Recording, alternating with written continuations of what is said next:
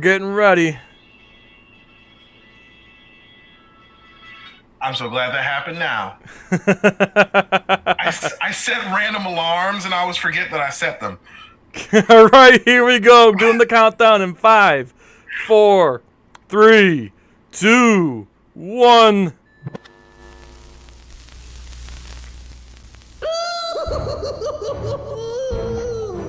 Greetings, citizens! You're now trapped in a nerd cage with your hosts Mark and Jay. We hope you have a smashing good time.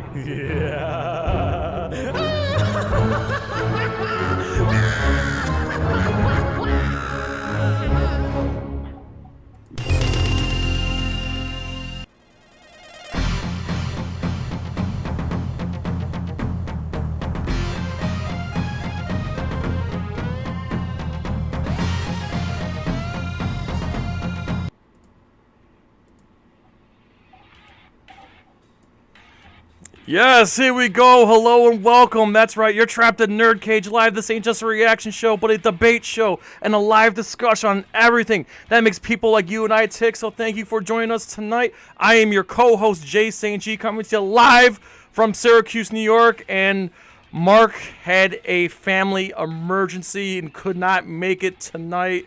So please say a prayer for him and his family. He will be back next week. But with me, stepping up to the plate, our jolly friend that came from Chicago from last week, DION MCGILL from Off the Beaten Podcast. What's shaking, boss? What's going on, my man? How you doing? Thank you so much for having me. Thank you for stepping up at the last minute. Oh, no Holy worries, smokes, brother. I was sweating. I was sweating badly.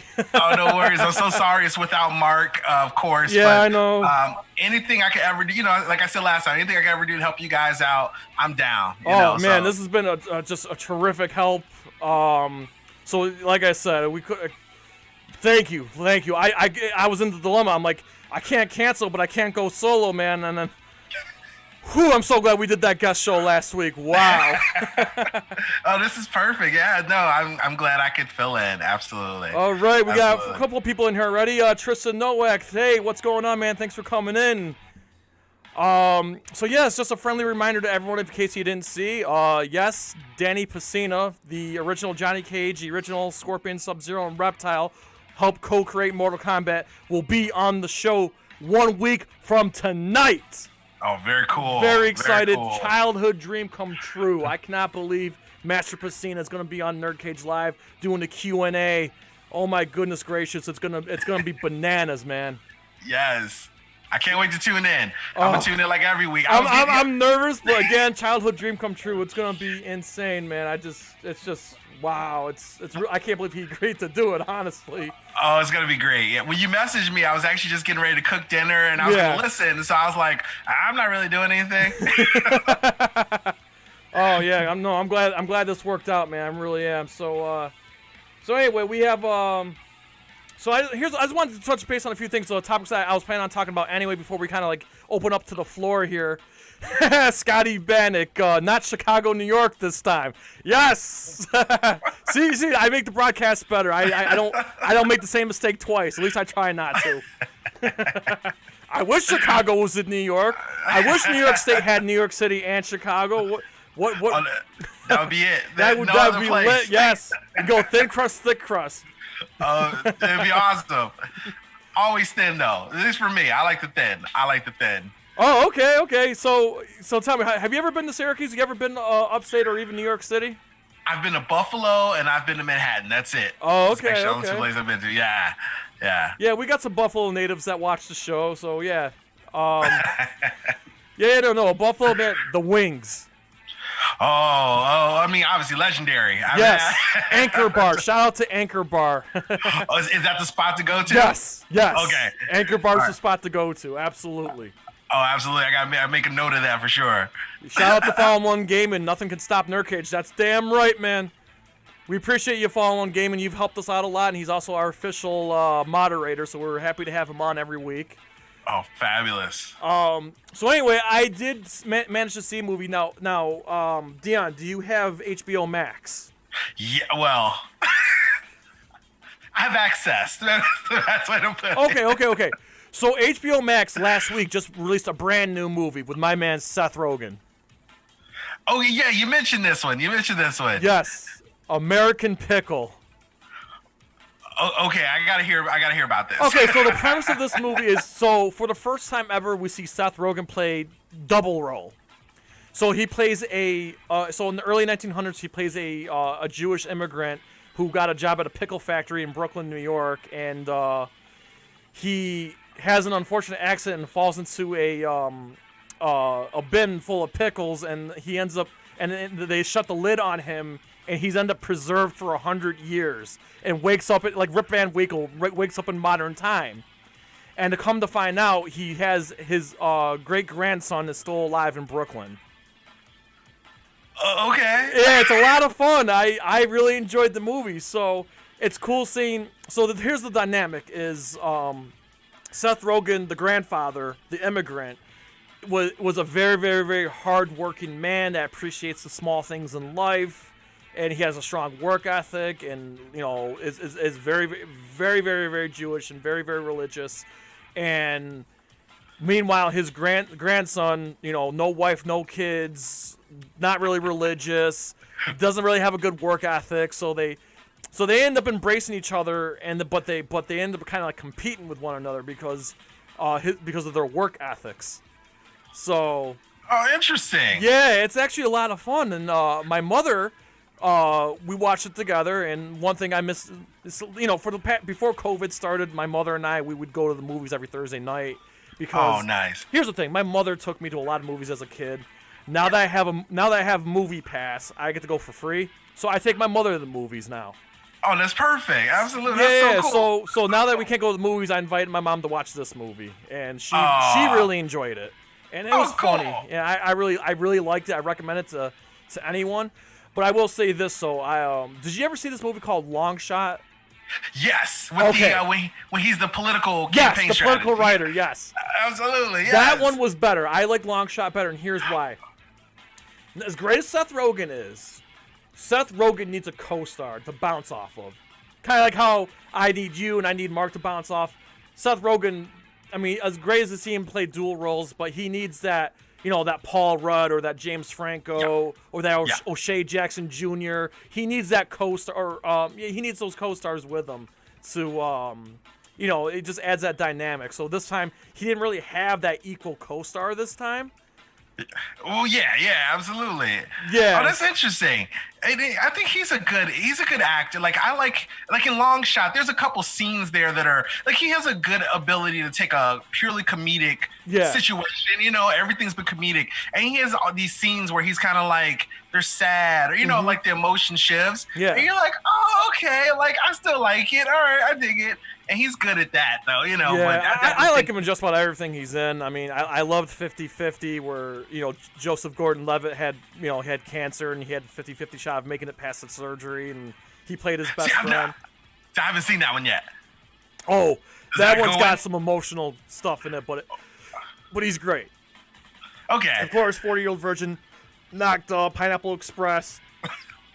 The Night Before. He's good in everything. But like I said, this movie's pretty good. If you're a fan of Seth Rogen, I highly recommend this movie. But like I said, I'll give it 6.57 out of 10 just because it's missing that dynamic. He doesn't have that co-star to bounce off of.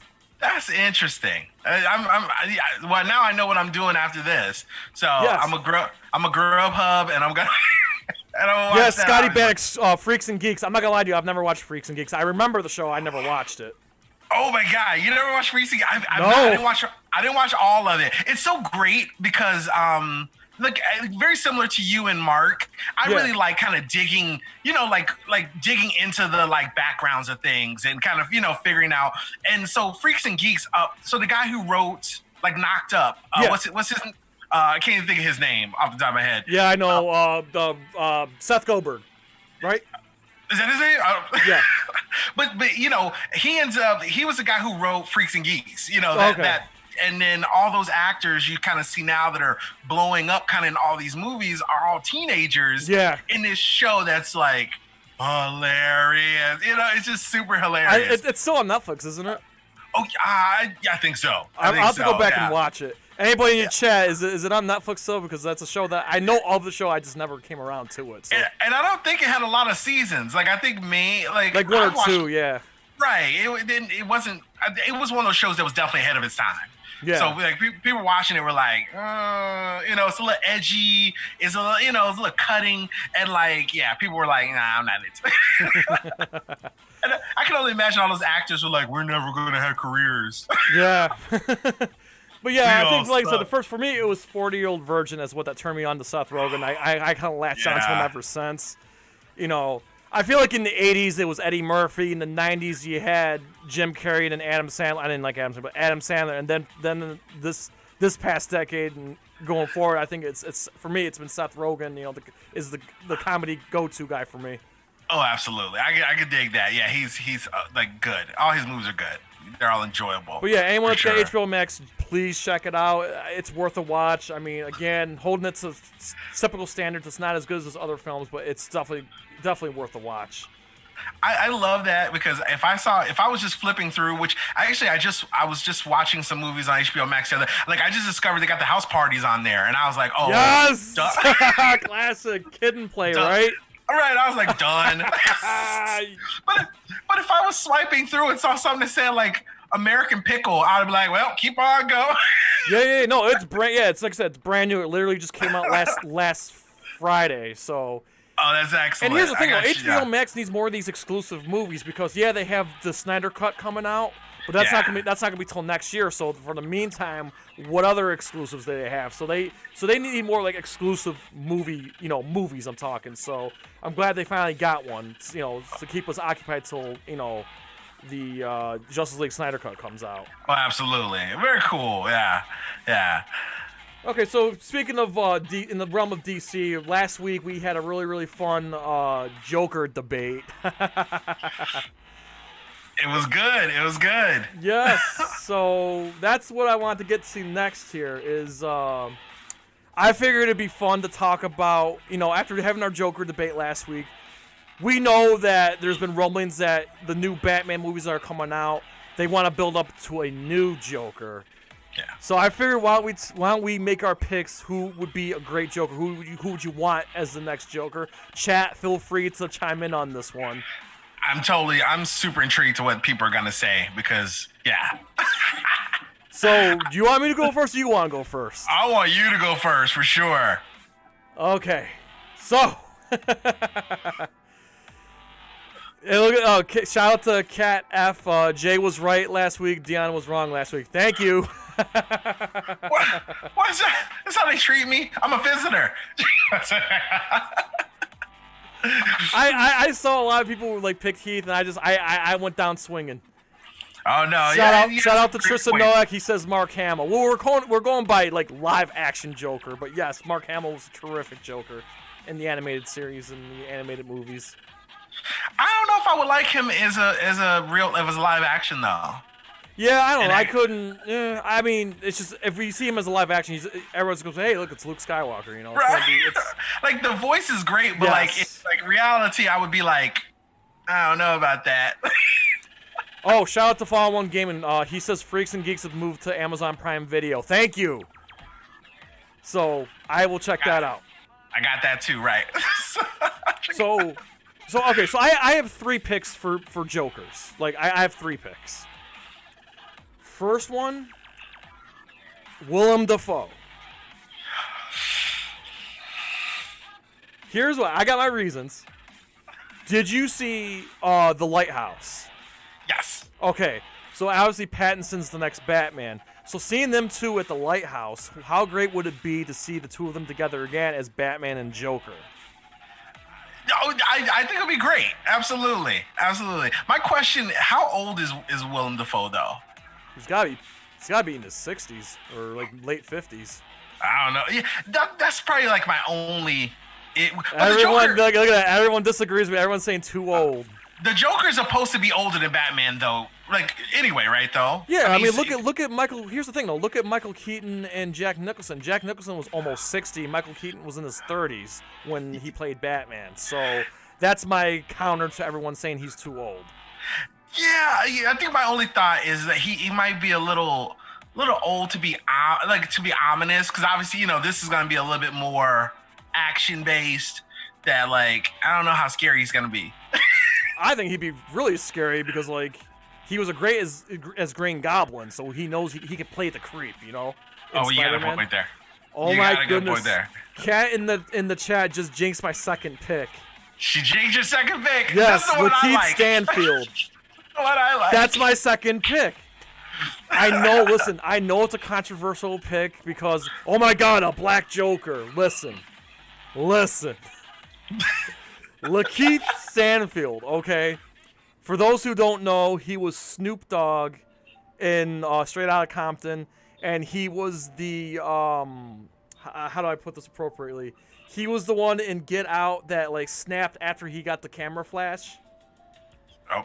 And he has been rallying for years that he wants to be the first black Joker. You know what? I am absolutely for it. I didn't know that. I didn't know that was actually something he wanted to do. Yeah, he cosplays as the Joker for Halloween, and he puts like these videos up of him doing these freakouts and whatever. Oh, no way. Okay, I gotta check that out. Okay, yeah. I gotta check that out. I loved him, because we talked about this earlier. Yeah. I loved him in Sorry to Bother You. Mm-hmm. And just how, like, I saw that movie. I actually saw it with the director. The director was here in town. Oh, so I went to Boots Riley. No. Is that his name? Yes. Oh, yeah, you're absolutely right. I'm sorry. Yeah, he was in the band. He was in the band Street Sweeper Social Club with Tom Morello. Yes. Such a cool cat. It was like I sat like the front row so I could be close to him when they did the Q&A. I was just like, oh my God, you're awesome. And it was great. But like, you know, like the movie was so good. It goes from like strange to stranger to like what's going on. Let's use our white voices. Like, there's so much about that. If you have not seen that Watch movie, that Sorry movie. to Bother You, It's on Hulu. I think it's on Hulu. I think so, yeah. And not Morgan Freeman, the other actor, the actor who tells him to use the white voice. Jordan Peele. Yeah. Oh my God, Yeah. It's so good, right? So good. Yeah. It's fantastic, and Tessa Thompson's in it. It's a fantastic movie. It's a good film, and I just loved his acting in that. Yeah. And whenever you see, he's so flexible. Oh my God. I won't say. Let me tell you something. This movie takes a very hard turn halfway through. It's so worth it though. I saw it in the theater.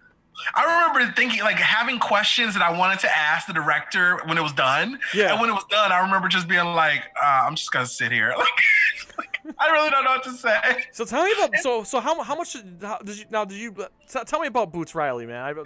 Oh, he's such a cool cat. One of the things the best pull away from the Q&A he did was the scene. You remember there's a scene in there where the two guys are in an argument, but the argument turns into it's almost like they're giving each other compliments. Mm-hmm. I hope you have a good day. He goes, no, you have a good day. You have a better day. You have a better He's like that. He said that scene was real. He goes, that's line for line from an incident. And I thought he said his brother. He goes, but there was two guys. He goes, and it was obviously tension. He goes, and that's how it played out. He said they were like complimenting each other in this super aggressive way, nose to nose. He said, I was like, that's gonna be in my movie. Like, I don't care anything else, you know.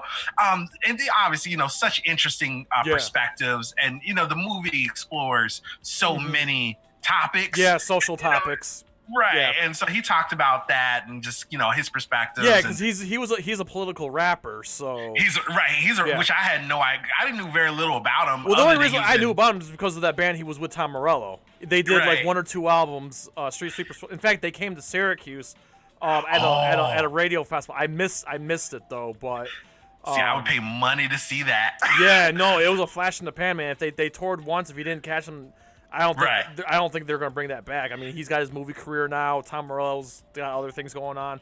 But yeah, there was a point in time, that was a thing. I think it was like back in 2013, something like that. Maybe it sounds about right. Yeah. So it was, you know, super interesting, and he's such, you know, it just seemed like such a real laid back kind of cat, and so it was great. It was a great experience for sure. Okay, now listen, Dion, tackle this next question here. So Scott Bannock in the chat, referring to Lakeith Stanfield about Joker, would But would it be okay for him to do whiteface? Ooh, I'll let you do that. You do that. That's interesting. I don't know, but you know what? He can play off of that. If he does cosplay, what does he do? Yeah, but I'm just saying that I think his character could play off of that to make people uncomfortable. Can you imagine? Well, I can definitely imagine. Yeah, that's what I'm saying. And then following, Tristan Nowak, Nicholas Hoult to match age would be a great. I think Nicholas Hoult. For those who don't know who he is, he played Beast in the X-Men First Class movies, and he was the guy in Mad Max. Oh, what a lovely day! What a lovely day! Okay, that's him. All right, that's a good pick, man. I love it. That's not a bad pick at all. Okay, I got one more pick. My last pick. Go ahead. Obvious. Just bring back Joaquin Phoenix. Why not cross the Joker with the new Batman if it's done right? I would love to see Joaquin Phoenix come back. That's interesting. Do you think he would like how that? Because it won't happen.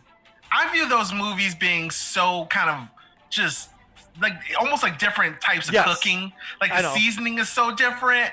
Yeah, I can agree to that. I just thought he was so great. Why not, this new Batman movie take place 10 years later? He sees the file of Arthur Fleck. Why not? But it's not going to happen. But it's just I just feel like that's like the obvious choice. But I think, like I said, my safe choice would be Phoenix. My controversial pick would be Lakeith Stanfield. And then I think the pick that makes the most sense if you're going to go in a different direction would be Willem Dafoe. So Dion, I'm going to turn the tables to you. Your picks for what you want to see next Joker. I still think, and I'm interested. I'm still like on that question by Scott about him doing whiteface. Like that intrigues me so much. 'Cause I'm like, That's totally my reaction. Oh, and I would just love to see, like now, almost like you were saying, it kind of puts a different perspective on the character then, and and that kind of pushes an envelope in a different way. Mm-hmm. Like to me, I'm just kind of like, it's one of those things that automatically everyone in the theater is like, oh, yeah, that's not necessarily a bad thing, though, right? Yeah. I mean, come on, do you remember that movie White Chicks with the Wayans brothers? Like, just saying. I mean, like, no one batted an eye back then. that's in that list of movies that can never be made today. My favorite being Tropic Thunder. You go, Robert Downey Jr. Oh my God, I love that movie. Robert Downey Jr. Oh God, and Tom Cruise. And it's such a well-played. What gets me is it's such a well-played character. Like everything about it is amazing. He's like just the play of Robert Downey Jr.'s character with everyone else, and it's just such a it's a funny movie for the whole cast, obviously. But Robert Downey Jr. is the standout in that movie to me. Mm-hmm. He plays that character to a T. Just a white man playing a black man who forgets he's just kind of loses himself because he's so deep into the character, and it's just ridiculous. It's been done. Could it be done again? Again, that's in the movie that never could be played, never be done now. I watch that movie at least once a year too, just to remind myself how funny that movie is. I'm like, that's still a funny movie. Tom Cruise, oh my God, this is off his rocker on that one. So great, but okay. So I wrote down because I wrote down a couple thoughts. Okay. So I know. Okay, so because I don't know nearly as much as you and Mark, right? Yeah. So most of my thoughts won't be original. It's gonna be heard from other people. We'll just go roll with it. Yeah. However, I don't know if you ever saw this. Did you see? I don't even know if it was a short film. I saw it on YouTube. Yeah. Did you ever see the video of it's a taxi driver, he pulls over, a kid pops in, gets into the car. Yeah. And he's basically describing, like, he's obviously is not doing well mentally. And he's basically describing how his parents left him alone in the house and these robbers came in and he had to defend himself. Yes, Drivers with Macaulay Culkin, right? That scene, that right there leads me to even wonder what he would look like in that role. Like, yes, and people are talking about it in the chat. So, Kat was talking about it, and Tristan were both talking about Culkin would be a creepy Joker. Yeah. Okay. Or his brother too. Oh, Yeah, his brother yes. in Succession, right? I forgot what show he's in. Is it Succession? I'm not even sure. Yeah. Yeah. He was also in Scott Pilgrim, which is funny. As Mark and I just did. By the way, I'm sorry to go off topic. Mark and I, we just did a 10th anniversary look back at Scott Pilgrim vs. the World and a 10th anniversary look back at The Expendables. Those podcast audio-only shows are up on the channel and on Podbean and everything else. Please check those out. We had a blast recording those. It was so much fun looking back at those movies. And this coming weekend, we're doing a 25th anniversary look back of the original Mortal Kombat movie, which comes out 25 years ago next week.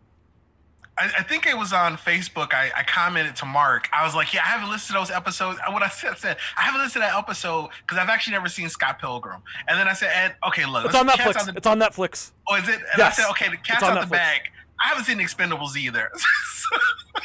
I'm like the worst. That one, you can. I think Mark said he just rented it for $2 on Amazon. Yeah, I'm sure you can. I have all three of those movies.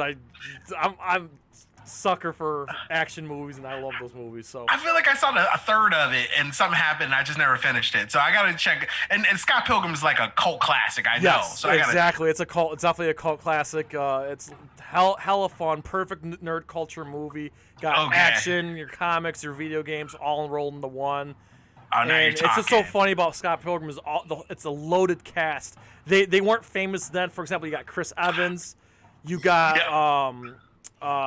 Brie Larson, you got Macaulay Culkin's brother we were just talking about. Cool. Michael Cera, Mary Elizabeth Winstead, Brandon Routh, the Superman from Superman Returns. Like they're all in this movie, but so it's like a loaded cast. But this is like before they're all famous, so they couldn't really make this movie again.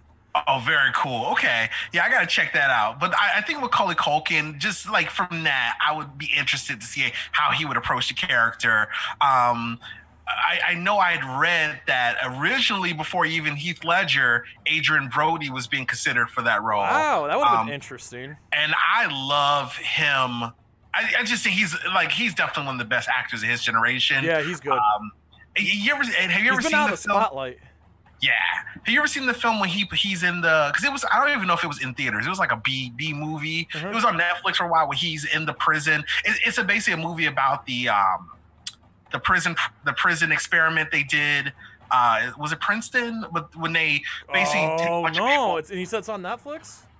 I think it was at one point, but he basically played. A group of men come in. Half of them are put in the role of guards. Half of them are put in the role of incarcerated. That could be interesting. To see how they turn out. Okay, yes, I get it. Which was a real experiment they did, and the breakdown. The pianist, that's a good one. Hey, shout out to Paul Tackett. Thank you for Paul Tackett for coming in. I know him from the kaiju community. Paul, just a heads up, while you're here, we were going to do a rage debate of what you said World War II movie. We're going to do best war movie. Obviously, Mark had a family emergency and couldn't make it. So, Paul, we're going to do the argument that you want us to do in a couple of weeks. We will do best war movie. That was your idea. Thank you for that. Unfortunately, like I said, Mark had family emergency, so just prayers to him and his family right now. But Paul, thank you for coming in. I see you. Yeah, and the movie is actually called The Experiment. So if you've never seen that movie, okay. Has I'll add Forrest it to my Whitaker list. in it. Add it to my list. It's so his acting in that is perfect. Obviously, his acting in Cadillac Records, all the movies he's done. I just think he's amazing. So I'd really love to see what he brings to that role. I'm not sure how old he is, but he still seemed like, for age wise, that he would fit perfectly in there. And then I think my third one. Who else did I read? I actually saw, and this was something I read before too. People talking about Daniel Radcliffe in that role as the Joker. And I'm like, he's a much better actor than I think most people. No, he is good. It's funny. So Mark and I, we just reviewed one of his movies last month called Guns Akimbo. Yes, I gotta see it. It's on my list because I listened to that. Oh my god, that movie's nuts. Anybody in the chat, if you've seen Guns Akimbo, if you've seen it, let us know. But if you haven't seen it, add that to your list. It's free on Amazon Prime. Absolutely bonkers movie. Throw reality out the window. It's a bonkers movie, and he's really good in it. It's an dark action comedy. It's so okay. Yeah. and I actually became like a fan of his because I've never really been into the Harry Potter thing. But he was actually on Broadway in one of my favorite musicals, which is so kind of super weird. Yeah, but like is that the one where he was like that, butt naked? Yeah, well, I don't know if it was that way, right? Oh, okay. There was one where he did like a stage play where he was like butt naked or whatever. Oh, that's excellent. Yeah, but he's really good, very flexible, and so that kind of when I read that, I was like, that kind of intrigues me. Like I like to see, like to me, I'm like I like to see that screen test. Oh my God, look, you just got the chat lit up here. So Tristan Noack says it's been long enough since Harry Potter. I like that pick. Scott Bannock says Radcliffe can be Joker, but he's got to wear the Potter glasses. And then Kat was just like Twilight versus Harry Potter. I don't know. It's funny you mentioned that because Pattinson was in Harry Potter, and they were rivals in that movie. Got a point there, yeah. So I kind of find that intriguing. Yeah. To me, it's like almost like because I was listening to the excerpt when you guys were talking about the Wolverines, and like I was like, especially like the Danzig, I want to see that screen test. I just want to see. If we have access to it. Right, reading 5 lines. That's all I want to see. Just like what did that look like? So I'd be interested to see how those kind of shape up. But personally, I like Lakeith Stanfield. Like, I love that pick. Yeah. He's such a good actor. Like, he is. I'm God, in. like I said, the first time I saw him was Straight Outta Compton. He nailed like Snoop Dogg's like young, I should say young Snoop Dogg. Right. Oh, so good. Yes, I'm game for that. So game for that. Yeah, I mean, whatever. Come on, guys. Let's I want to know what the floor thinks. What do you guys pick a Joker? Anyone? We just want to know what next potential Joker. I love some of these ideas. Radcliffe and Mill. Oh, I haven't seen that one. I gotta check that one out. Yeah, no, it's funny. Someone mentioned the Potter with the Harry Potter Joker with glasses. It makes me think of that one scene with Jack Nicholson. Hey, would you punch a guy with glasses on? Absolutely.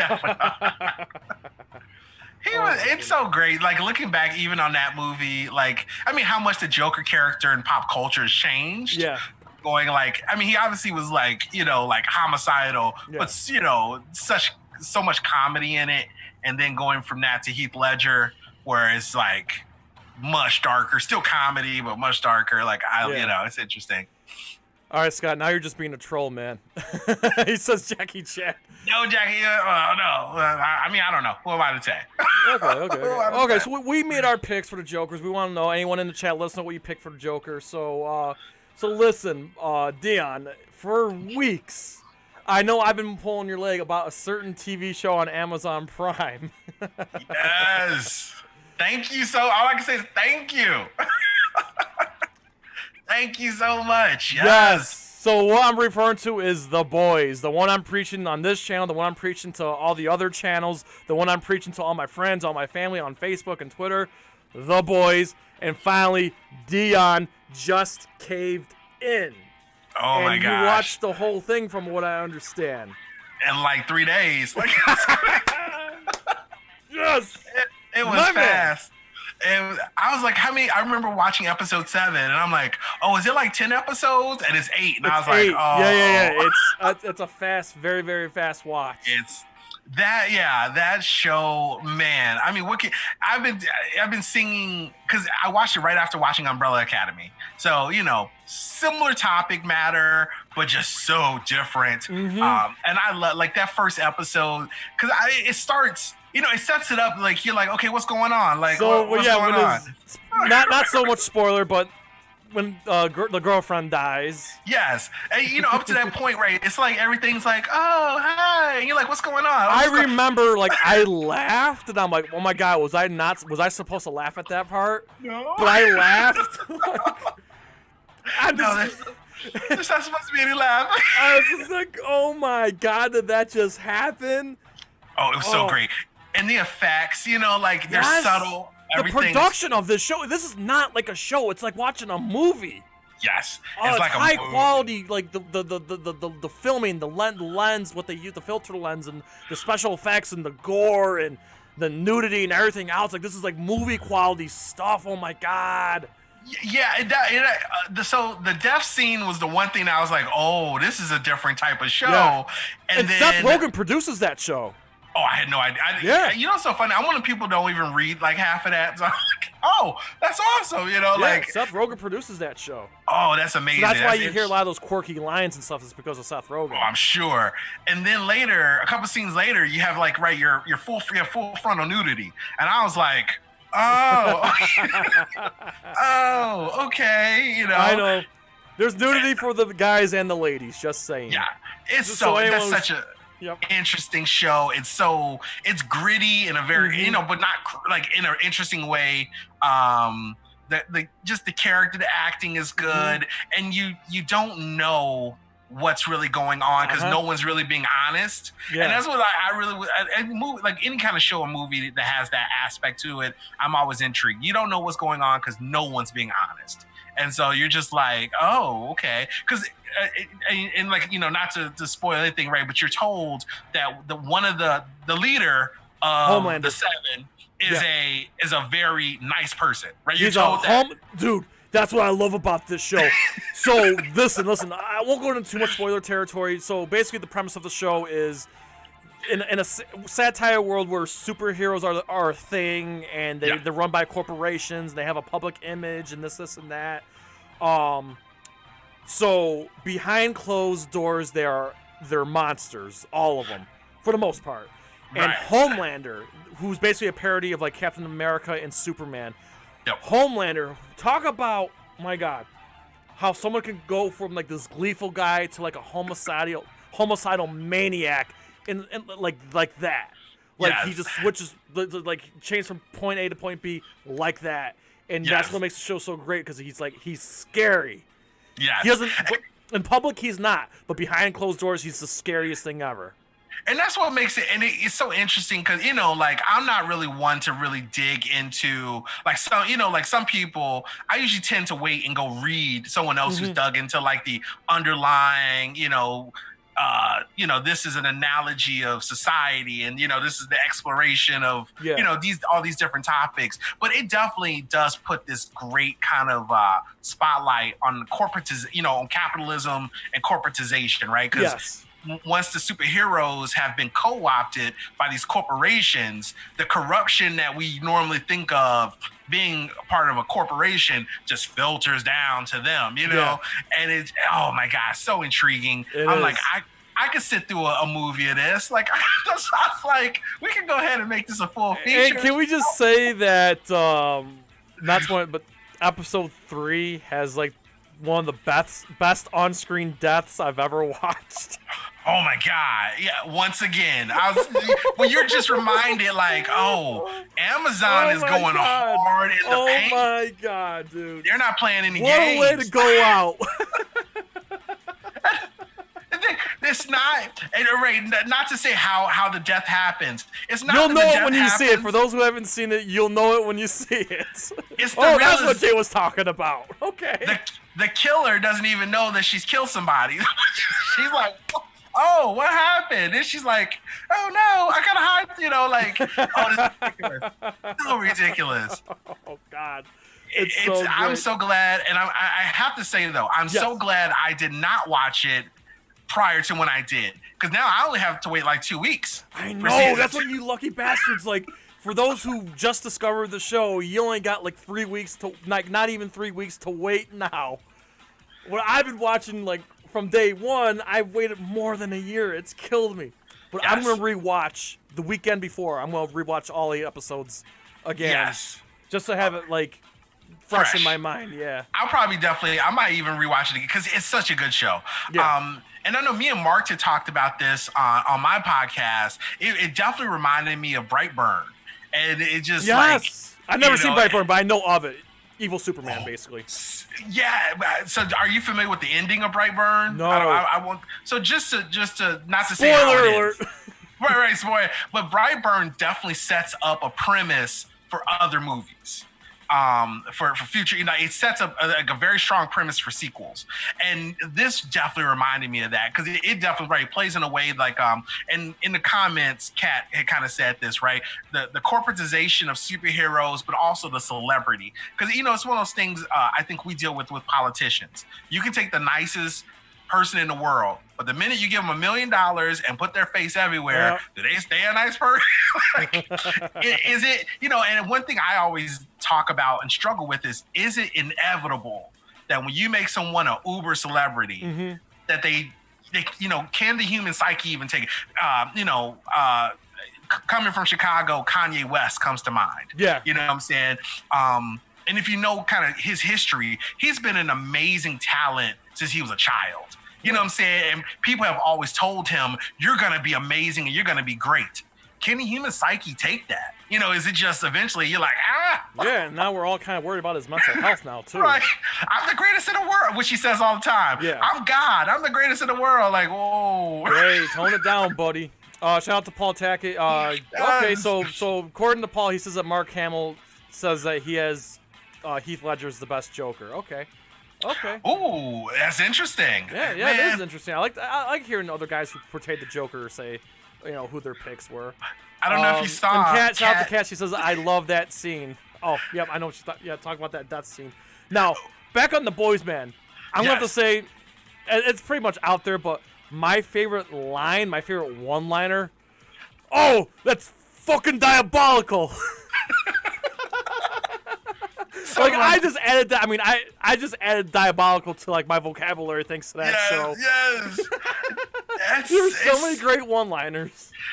We're in such we're in such an interesting place where you have such great high quality, production coming from so many different places, and this show to me, I still debate. I can't tell whether I like this show better than Umbrella Academy. I tend to like. I haven't gritty. seen that show yet. Oh, you haven't seen Umbrella Academy? Oh my gosh, you'll love it. Oh no, you'll love it though. I mean, okay, yeah, I should watch it because I told you about The Boys. Yes. I'll do you and watch the Umbrella Academy. So it's not nearly as gritty though as The Boys is, and I tend to lean towards liking shows like that have a little bit of there's a little dirt on them, a little bit of the salaciousness. My whole day was totally involved in having discussions about the new Cardi B song, right? So I'm down. I love it. Whatever. What is it? This is what is it? Yeah, but okay. Right. Wet pussy there. Yeah, I said. You know what I'm saying, right? I have no. You know what I'm saying. For me, I love it. I'm down for whatever. But so I tend to lean towards things that kind of have a little bit of that in it. Yeah, it's basically the next Anaconda is what it basically is, right? Yes. Yeah. Oh, for sure. Yeah. But this show is just like, I can't wait for season 2, and then it ends on a nice cliffhanger. So while everybody's here, just so you know, we're gonna say it now. So the Thursday after September 4th, which I believe is going to be September 10th. Thursday, September 10th, DION will be back in the show. Mark will all be back. We're going to do a full-blown spoiler discussion of The Boys Season 2. There's going to be only 3 episodes are going to come out, but we're going to do a full spoiler discussion of The Boys Season 1 and Season 2. Thursday, September 10th, all 3 of us. So that should be a blast. So if you have not seen The Boys or The Boys Season 2, do not come in because we are going to do open floor all spoilers. Yes, I was because I'm gonna suck those down first day. Done. And then September 10th is my birthday, so I'm gonna be ready. Oh to yeah, go. it's gonna be birthday blast. All yes. right. And I already have that day off work. I got the day after that off work, so. That sounds so fun. It's gonna be nutty, man. Oh my it's gosh, gonna be good. I cannot wait. Because we've been talking about for a while. Mark and I've been talking about we want to do watch parties. We want to do spoiler shows. Yes. So this is gonna be our first full blown spoiler show, fresh off the market there, and we're diehard fans of The Boys, and I figured September 10th should give us enough time to watch all 3 episodes after they air, and just have an open floor and party, man. Absolutely. So yeah, make sure everyone start watching it. It goes so fast, and 8 it's episodes, so good. Quick watch. You'll go through it in a day. I guarantee. If you have the day off, you'll go through it in a day. I guarantee it. Yeah. So I've been going to every single channel. Shout out to Titan Goji. He's a Godzilla YouTuber. I told him about it. He plans on watching it. Adam Scry from Scry Productions, another Godzilla YouTuber. He's on it. He's gonna be watching it. So I can't wait to hear these guys' reactions. I've been traveling around the internet on other on other podcasts and YouTube channels. Like, you gotta watch The Boys. Oh yeah. So actually, Amazon Prime needs to pay me because give me one free month because I've been getting everybody to your show. Hey, for real. Fallen One Gaming says something. So is The Boys? Is that based off an actual comic book? Yes, it's a graphic novel. Yes.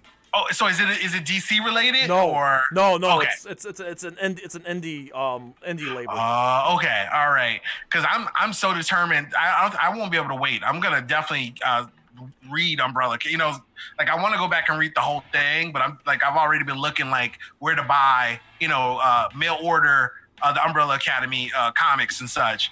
But yeah, it's so good. I will give whoever wrote that some more money. I don't care. I'll buy whatever graphic novel you're offering because it's so good. It was so refreshing. You know, obviously superheroes, there's so much of that going on, but this just felt like such a good take on it and good acting, good casting. I was just like, oh, okay, I'm a fan. Let's do more of this. Such a weird name too, though. Like the boy. Like I was like, who's the name referring to? Like, what are we doing here? Here's how. Listen, I never heard of the comic. Here's how I discovered it. So, like, going to the see, when I used to go to the movies, I used to show up to the movies early. So before you get there to the previews, they play like the commercials and whatever else. So Amazon Prime had like a thing, like a behind the scene look at their upcoming show, The Boys. And when I saw that, I'm like, sign me up. And then after watching one episode, I got hooked. And then the plague was released. I started telling everybody about this show, and then and then when they announced season 2, I lost it. Like, now speaking of season 2, so we're gonna get a couple new characters. So don't worry, it's not spoiled. It's already out there, like trailers. So there's a new character in season 2 that's from the comics called Stormfront. Now here's the one major difference though. In the comic, Stormfront was a man. This time, Stormfront is a woman, a female hero that joins the Seven. Okay. And based on the name, if you haven't figured out, she's like Storm from X-Men. She's got lightning powers and controls the weather and this, and that. And she's kind of like a hothead, and she's like a partier and this, and that. And she's like on her phone all the time with social media. And from the previews, basically Homelander's not having it. Doesn't like how she is, and well, lo and behold, she gets popular. So I cannot wait. And that was one of the best scenes to me in the whole thing was when Homelander directly threatened Starlight. Mm-hmm. He just directly, and everyone else in the room is like, "Oh, this is new." Yeah. like he'll low key threaten us. He's never once and he's the most powerful one, and they're all afraid to step up to him. And they're all afraid of him. Yeah. So it's so interesting where that to me was one of those moments I'm like, oh, this is gonna be interesting because he can he's at least so far he's the most powerful person we've met. Yeah. And so it's like, oh, Shout out to Paul. He says that it sounds like he's familiar with the comic. He says that the comic's pretty much almost X-rated. Oh, which once again explains how the show is. So they've toned it down. Right? Kat says she's excited for another female character on The Boys. So am I. I would agree. So am I. And they're all very pretty. They're beautiful. Mm-hmm. You know what? And one thing, actually, Elizabeth Shue. Oh my God! I felt like I remember her from Adventures in Babysitting, and that was starry-eyed. I don't even know, 12-year-old at that time. Oh, really? I didn't pick up on that. I did not realize that. Dude, yeah. I mean, I don't know. How if anyone can look up when Adventures in Babysitting came out, because that was a Chicago movie, technically. Oh, okay, yeah. And late 80s, wasn't it? Oh my God, right? I feel like I was gonna say that movie was on when I was a kid, so right. So seeing her again, I was like, oh my God, look at that! To me, it was just so great. And of course, how can we not mention Giancarlo Esposito, Gus from Breaking Bad? One of the best actors. Mm-hmm. Also, and now he's gonna have a bigger role in season 2. Oh my God! Please, yes, please. Right? Because he's something is he the head? He's the head of the corporation, right? Is that kind of how he's? Yeah. Yes, he's right because he's gonna bring her to his floor, and I'm like, oh man. Oh my God, he's good in everything, man. See, I've never seen. I know you guys were talking about Better Call Saul. I've never seen it. I've never watched an episode. Wait, did you at least watch Breaking Bad? Yeah. Oh yeah. Okay. Yeah. Okay.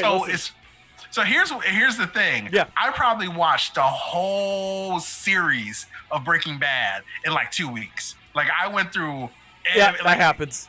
It was horrible. So I actually need to go back and just watch it again. Like Listen, I actually just did. Just watch Better Call Saul. It's just as good. Just as good. It doesn't have like the gore and stuff that Breaking Bad had, Yeah. but the writing, the terrific writing, and the terrific characters are still. It's basically Breaking Bad, but with Saul. It's how Saul, kind of like rise and falls and. Oh, okay. But you also get Mike, you get Gus, you get Gus. Lydia.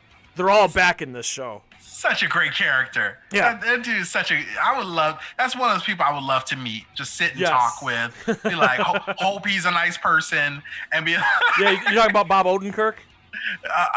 no. Giancarlo Esposito? Yes, Yeah, Giancarlo yeah. Esposito. He's Just amazing. sit and be like, just tell me your story, bro. Let's talk, Oh, It's so great. It's so great to have him back as Gus. I mean, it's great. I mean, yes, it's a prequel show, but you still have to watch it. It's still such a journey. If you enjoyed the journey of Breaking Bad, Better Call Saul is just as good. And Okay. I think the first 4 seasons are on Netflix. Season 5 hasn't hit Netflix yet, and season wow. 6 Okay. season 6 obviously been delayed, but season 6 is the final season, just like Breaking Bad was 6 seasons. Season 6 is the final season of Better Call Saul. Okay, so And what's cool okay. about Better Call Saul, I'm not getting into too much spoilers, but Better Call Saul in every season opener, it starts with a flash forward of where Saul Goodman is post Breaking Bad, but then they break to pre Breaking Bad. So you're seeing both sides post Breaking Bad and pre Breaking Bad with Saul. Oh, okay, that's interesting. Okay, I dig that. All right, I gotta check that out then. Yeah, Okay. and like I said, also you see like a lot of side characters and like small characters from the Breaking Bad universe appear on Better Call Saul. Like whether if it's like a court case or an incident, you'll see characters that you remember. Oh my God, I remember that character. That's the character that Walter White blew up his car and blah blah blah. Like you're gonna see a bunch of people. You're gonna be like, oh my God, I remember that guy. And oh, very cool. Okay, Yeah. I gotta check it out. but the show really revolves around Saul. Well, at the time his name is Jimmy. Saul's just a character. Jimmy, Mike. You remember Mike, and then they bring in Gus, and then of course there's the other lawyers on the show too. So it's so good, man. It's great. I absolutely love Better Call Saul. Okay, I gotta check it out then for sure. I gotta make that happen. I'm gonna add that to that. This is the problem with NerdCage is the list just keeps growing. Just keeps Don't worry, growing. listen, I got a lot of stuff to catch up on too. But I appreciate it. I have 2 jobs and I have this channel to maintain, so it's really, really, really, really hard for me to add stuff to my list. But on the weekends, I'm open game. The weekends, that's when I'm watching everything. And then Sundays is like my designated video game day. So. But yeah, I will add Umbrella for you. I will watch Umbrella Academy. I think you'll enjoy it. It's not The Boys, let me assure you, but it's good. It's good. It's very well. The acting is excellent. The characters are excellent. And it's a really strong story too. I haven't even seen The Witcher yet, so. I haven't seen that either. I've heard good things though. Okay, good. I'm sure there's gonna be people in the chat going to be like ready to kill me. Get it together. Oh. Oh man, adrenaline, man. Oh, it's Talking good. so much for almost an hour here. All right, so what you got? Anything else? Anything? Open floor, anybody? Open floor. What we got? Let's last call here. It's getting close to 9 o'clock. Open floor. Come on. Yeah, if anybody's got anything, no, man. Thank you so much. Just thanks for having me. Hey, Kat, she just said the Adventures in Babysit, 1987. Ooh, so I was 1. I was 8. No, that is one of the best scenes ever when they go into the blues club. And so the blues man, which was his name is escaping me, but he won't let the bad guys leave the club without singing the blues, and they're just like, and so nobody leave this club without singing the blues. It's like, yes, that's so Chicago. Yes. So, oh man, there's so many Chicago movies, man. I'd love to ask about. Okay, I got one for you, man. So, me being a huge kaiju maniac, Godzilla is like my life's blood. Tell me about Rampage. Did you see any of them filming Rampage at all? No. Nope, didn't see any of it, unfortunately. I think that was the first time, as far as the kaiju movies, that we see Chicago get wrecked. Yeah, well, so actually, kind of what I made reference to is not. I mean, it's different, but not bad. Like some of the battle scenes in Transformers, which was filmed right over the river. Yeah, we talked about that last week. Yeah, yeah. Right. Some of those scenes aren't bad at all. No, I did not get to see any of the filming of Rampage. What do you remember what year they filmed it? Oh, 2017? Oh, okay. Well, yeah, I would have been here. Because I'm pretty sure Rampage came out the same year as Kong Skull Island did. Yes, I think so. Yeah, and because I do remember, all the closings for Batman. I still remember actually when they filmed Batman, the with Heath Ledger, and just like the mass of clothes, like. At nighttime, you could not go downtown. Yeah, they were because they would change out the light posts. They'd bring out the Gotham City light posts, and the setup was just so immense. So you couldn't get anywhere near that kind of where they were filming, which was that main downtown area. It would just be like 4-block radius. You couldn't come near it, and it was just so interesting. So yeah. It's. I mean, even still, because I know they cut the taxes for movie filming, so we had a good run. I don't know if it's still. I gotta ask you something. So, fun topic. Speaking in the realm of Chicago here. Okay, again, '90s kid, Family Matters, Urkel. So I heard they demolished the Winslow house. Yep. Why? I wanted to see the Urkel house so bad. It was so funny. So when I was in Chicago for G-Fest last year, I was at a bar. Oh my god, I think the Cobra Lounge or. Oh yeah. Yeah. Because Local H was playing. Yep. So when I was waiting at the bar. I got there early. I was waiting at the bar, so I'm like googling okay, things to do in Chicago, and then it dawned on me oh my god, I want to see the Urkel house, the Winslow house, and I googled it, and then the first article that comes up, how some Family Matters got demolished, whatever, 2 or 3 years ago, or whatever it was, and I'm like, no. Yeah. That was my childhood. Seeing that house, it's a rare condition this day and age. Absolutely. And to see the Chicago and then the house and the I'm like, oh man, I want to see that house so damn bad. One of the unfortunate parts of our city is that there isn't a strong value on that kind of old anything. You know what I'm saying? Here, because I don't know if you're familiar. I know you've been here. If you think the West Loop used to be Skid Row. If anything you can think of what Skid Row is, that was the West Loop here. Okay. And it had a lot of old architecture. Some of it was horrible because there's a lot of old factories, but even the old apartment buildings and such were actually really nice. A lot of character, showed you, kind of old Chicago is what you thought of, right? Yeah. And that's all gone. It's just let's, it's just something, that is something, I'm sure it's not unique to Chicago, but Chicago is old architecture. Yeah, no, like I said, next time I'm in Chicago, I'm going to make it my mission. I want to see the Home Alone house, and I want to see the house from Uncle Buck. Okay, yeah, absolutely. That's I'm going to make that my mission. I got to see those houses. And if I go to the Home Alone house, I'm going to take a selfie mode and camera mode, and I'm going to scream, Buzz, your girlfriend, woof. Loud as I can. Yes. No, it's those are definitely, because actually I think technically those are right outside the city, so those would be good for sure. Yeah, but, Paul in the chat says take the water taxi tour.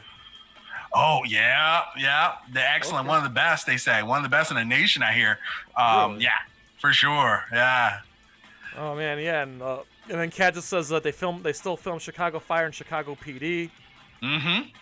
I used to live in a neighborhood called Ukrainian Village, and sorry, I'm looking at chat. Woof. Go on. I'm sorry. Oh no! Ukrainian Village is right next to a hospital. So I lived right across the street from a hospital, and I can't even think what the name of it is. But for whatever reason, I don't know if it was a particular house they were using or a block, but they would film right behind the hospital frequently, and you could tell they were using the houses, and I'm sure they were probably the hospital as a backdrop. Yeah. But I remember just like some days being like this, there's nowhere to park, man. What do we do? just hating life. Like, why? It was just, they put up the notices, Chicago Fire, Chicago PD. I'm like, I hate you all. I hate you all, and but I've actually met some of the cast members from those shows, and everyone I've met was super nice. Absolutely. I accidentally walked through a cast. Very accident. They set it up. The setup was so weird. When you came out of the train, which the doors were supposed to be closed, when you walked out the train, you were literally behind the scenes in the cast area. And so, like, I walk out the door, and literally the craft table's right there. I'm like, oh, there's food? Like, what are we doing? And all these cats. Never mind all the slummers walking around. Oh, there's the food, the snack tray. Let's go.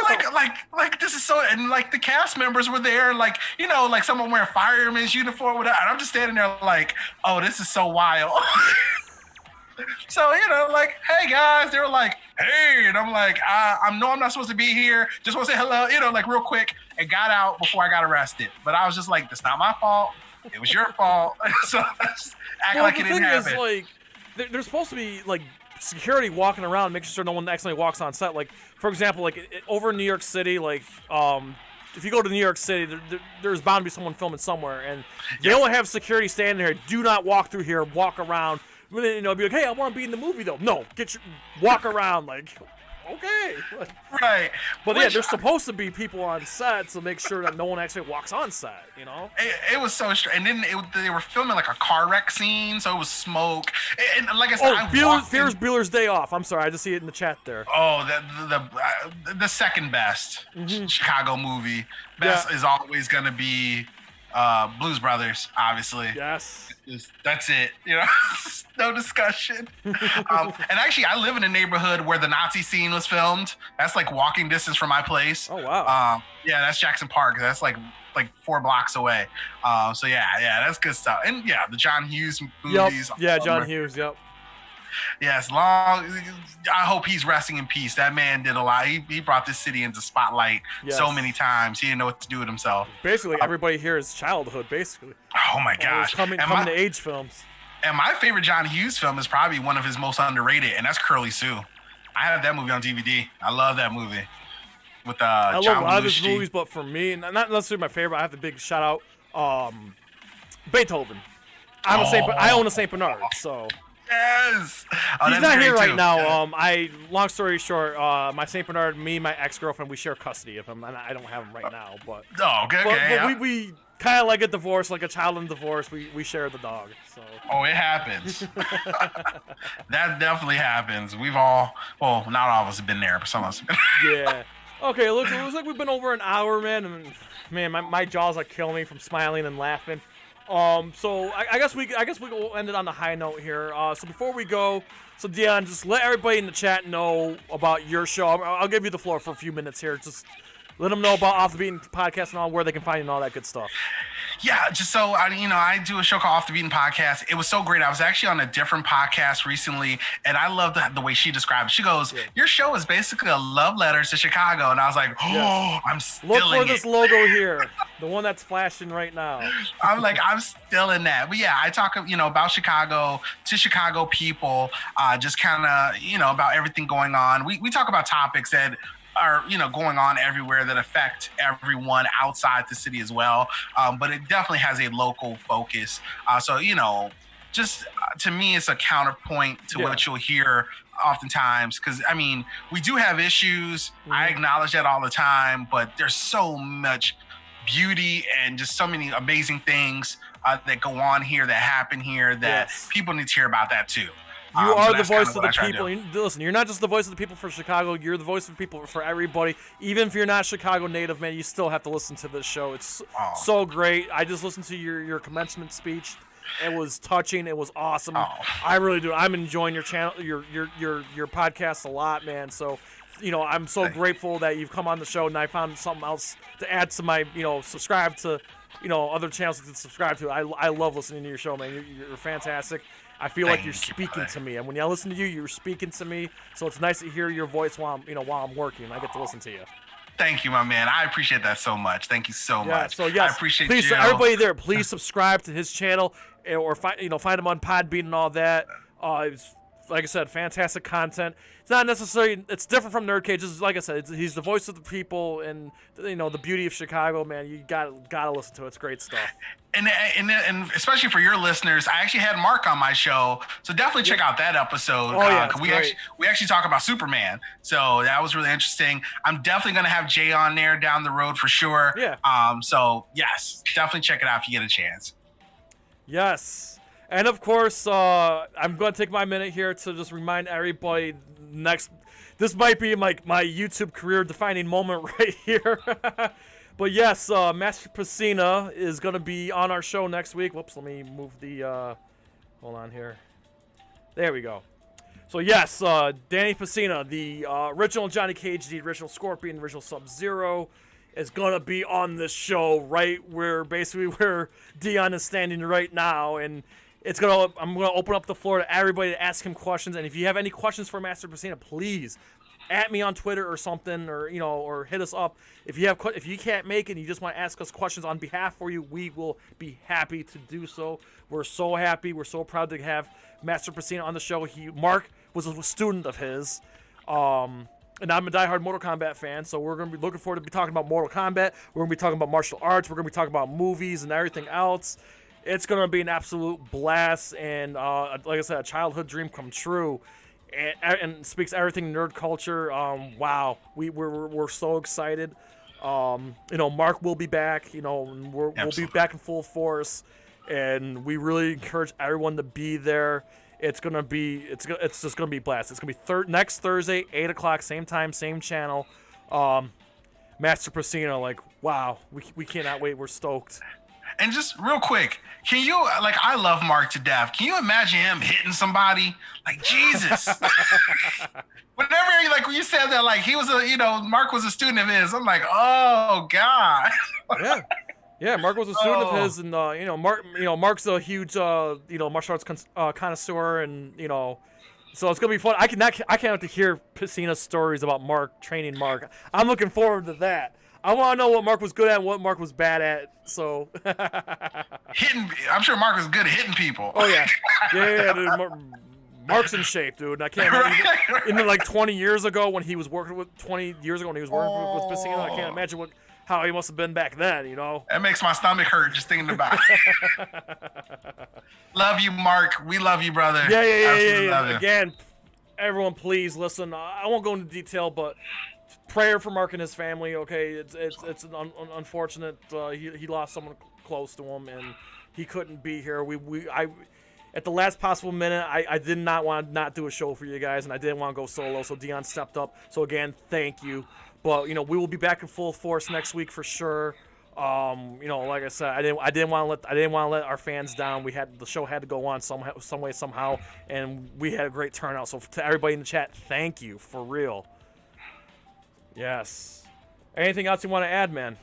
No, everyone have a good one. Be safe, and go watch all those shows. Go watch all that stuff. Yeah. So again, thanks to Kat, Paul, Fallen One Gaming, Tristan, Scott, everybody who was in there. If I'm forgetting, I'm sorry, but thank you. It means a lot to me that like I said, we'll be back again. This was a great turnout. This was so much fun.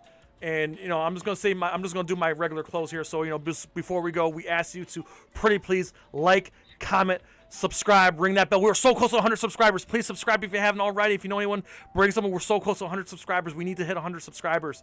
I say, from Marq's not here, but Louisville to Syracuse and to Chicago, to all of our friends around the world at NerdCage Live and Off the Beaten Podcast. Enjoy life, stay safe, and good night.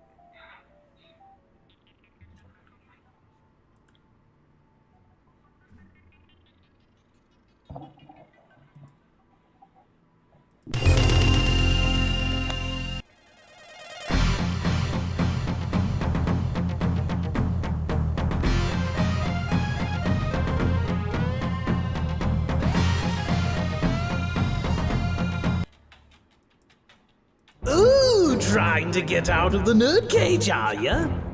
Well, before you go, hit that subscribe button. And if you're really intrigued, ring that bell. Thank you for dropping by. Until next time, tell everyone you know about NerdCage Live!